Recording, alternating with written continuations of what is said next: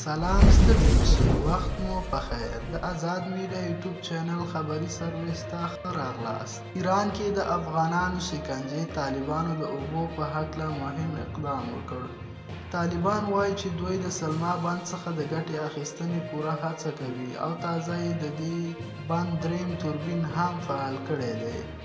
په دې سره به د اوس لپاره د سلما بند 30 میګاواټه برېښنا تولیدوي. د افغانستان د برېښنا شرکت په داسې حال کې د سلما له بند څخه د اعظمي ګټې اخیستنې پرېکړه کوي چې د همدې حوزې اوبه د کلونو راهیسې ایران ته مفت ورځي او ان په دې باندې هم ایران نه دی خوشحاله. وخت ناوخت افغانستان ته ګواښونه کوي. څو کاله وړاندې د ایران د حکومت وزیر په مستقیم ډول افغانستان وګواښه او ویل چې دوی به افغانستان د سیاسي لارو پرته په بله لاره هم مجبوره کړي چې ایران ته اوبه ورخوشي کړي.